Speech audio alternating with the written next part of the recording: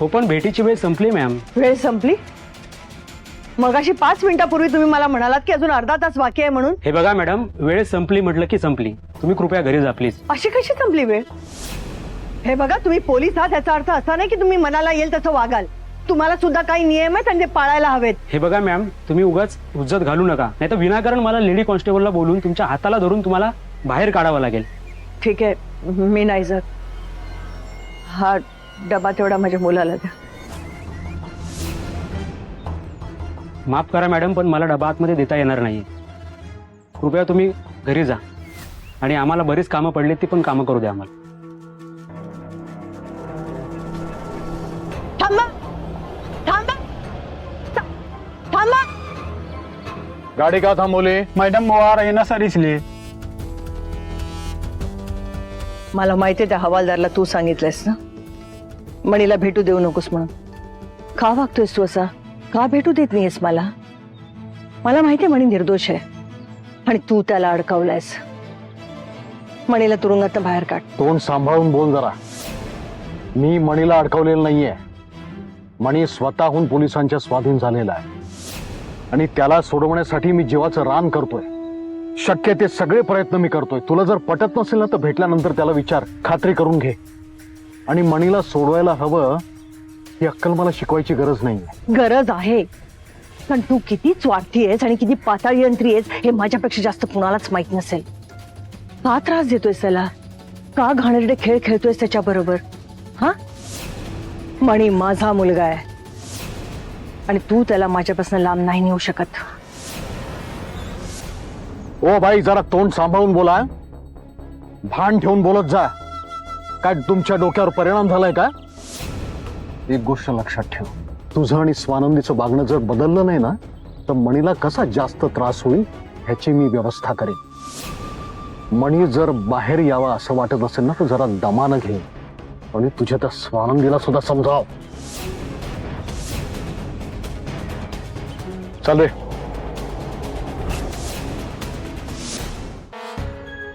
स्वानंदी, स्वानंदी कुठे गेली ही? स्वानंदी घरात पळून गेली की काय? आता आम्ही घरात काम करायची? स्वानंदी! मम्मा, ओ मम्मा, कशाला आरडाओरडा करताय? घ्या गरमागरम समोसे. तू बनवलेस? वेळ लागलाय का मला? मी नाही बनवले, ऑर्डर केले. काय करणार मम्मा, घरी कुणी काम करायला नाही, उपाशी मरायची वेळ आली होती माझ्यावर, म्हणून म्हणलं समोसे ऑर्डर करूया. आणि मम्मा, मला काय वाटतंय माहितीये का, आता जेवण सुद्धा बाहेरूनच ऑर्डर करावं लागणार आहे. असं कसं बाहेरनं मागवायला लागेल? बाहेरनं जेवण मी नाही मागवणार. हा, आता त्या स्वानंदीलाच बाहेर काढते की नाही बघ. आता तिचा आश्रित नवरा नाहीये तिला वाचवायला. येऊ दे त्या स्वानंदीला, मग बघच तू. मम्मा बसा बसा बसा. बसाव मम्मा, इकडे बसा बसा. बसाव बसा बसा. मम्मा, मम्मा ही चूक अजिबात करू नका तुम्ही.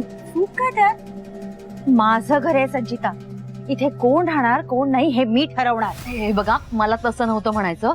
मला माहितीये हे घर तुमचं हे, पण मम्मा आजूबाजूला काय चाललंय जरा बघा. सध्या स्वानंदी मीडियाच्या नजरेत आहे. आपण तिला घराबाहेर काढलं ना तर आपल्याला ट्रोल करतील मम्मा आणि तिला ऐकी सिंपथी मिळेल, वाट लागेल सगळी. त्यापेक्षा ऐका मामा, आपण जे ठरवलंय ना तेच करूया. तिला इतका त्रास देऊया, इतका त्रास देऊया ना की ती स्वतः कंटाळून वैतागून घर सोडून निघून जाईल. कळतंय का? हुशार आहेस तशी तू. सवाल मम्मा. असंच करूया आपण, तिला कामालाच लावूया.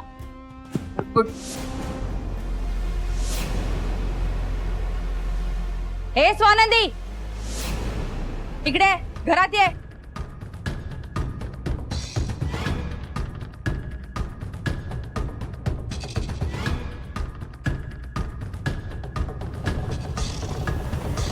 काय कुठे गेली होतीस?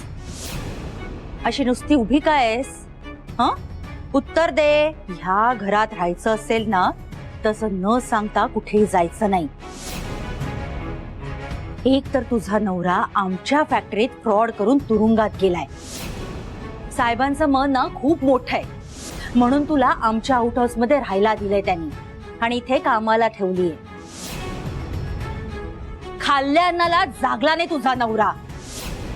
साहेबांनी रस्त्यावरनं उचलून आणलेला त्याला, डोक्यावर छप्पर दिलं, 2 वेळचं खायला दिलं. त्याने चांगले पांग फेडले आमचे. शेवटी ना त्याने त्याच्या अंगात असलेल्या घाणेरड्या रक्ताचे गुण उधळलेच.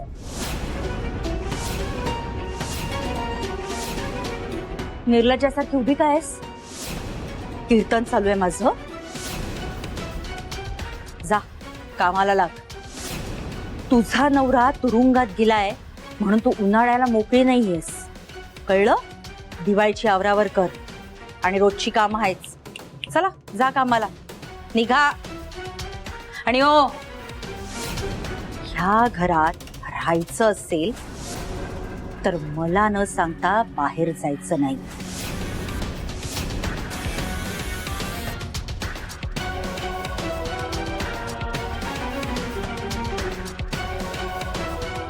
मम्मा हे मम्मा, आता तुम्ही बघाच, विश्रांती न देता मी स्वानंदीला कशी कामाला जुंपते. समोसा का चांगला आहे मम्मा, टेस्टी आहे. हो.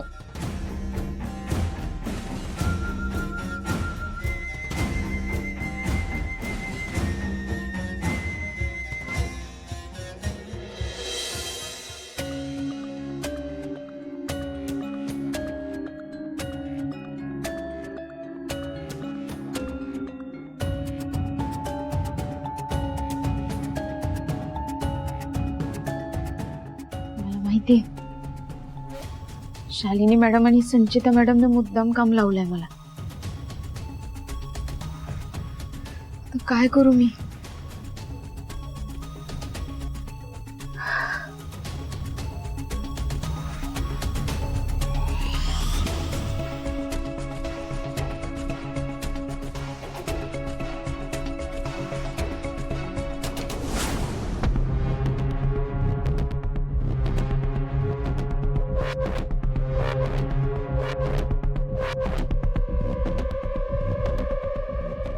मणी सर,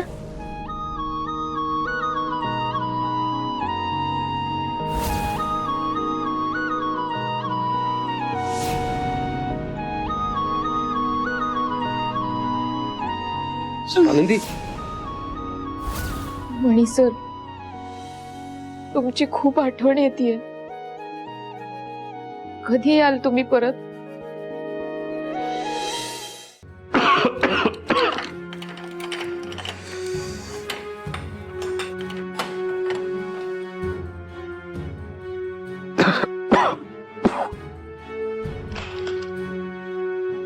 हे घे जेवण, धर.